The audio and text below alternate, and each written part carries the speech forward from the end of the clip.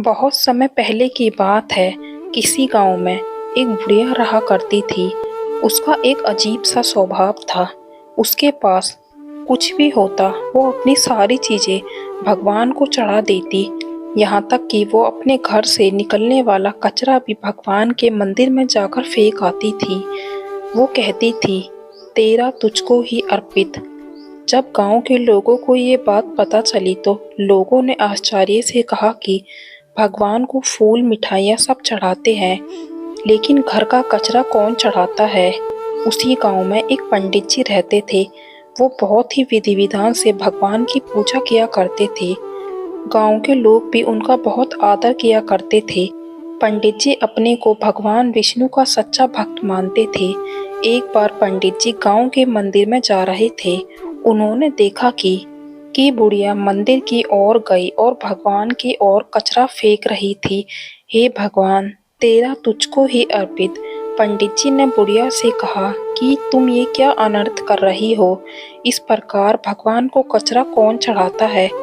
मुझसे नहीं, इनसे पूछिए।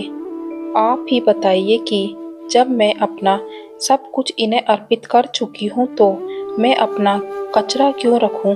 पंडित जी बड़ी सोच में पड़ गए, पर उन्हें बुढ़िया के प्रश्न का उत्तर नहीं मिला। सोचते सोचते उन्हें नींद आ गई। उन्होंने एक स्वप्न देखा कि वो स्वर्ग में है।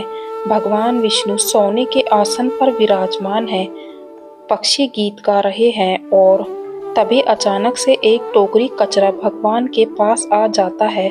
पंडित जी ने भगवान से कहा, हे प्रभु, मैं इस बुढ़िया को जानता हूँ। ये हर रोज आपको मंदिर में कचरा चढ़ाती है। मैंने इसे कल भी कचरा चढ़ाते हुए देखा था। उसे मना भी किया और उससे इसका कारण भी पूछा, लेकिन बुढ़िया ने एक ही बात कही, तेरा तुझको ही अर्पित। पंडित जी लगभग 1 घंटे तक स्वर्ग में रहे।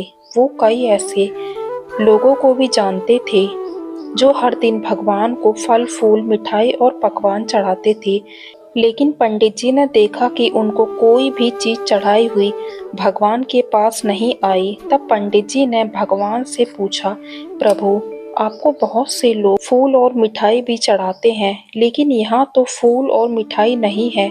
भगवान विष्णु ने पंडित जी से कहा, जो लोग मुझे आधा या कुछ हिस्सा ही चढ़ाते हैं, उनकी कोई भी चीज मेरे पास नहीं पहुँचती। लेकिन इस बुढ़िया ने तो मुझे अपना सब कुछ अर्पित कर दिया है। वो अपनी सारी चीजों को मुझे चढ़ा देती है।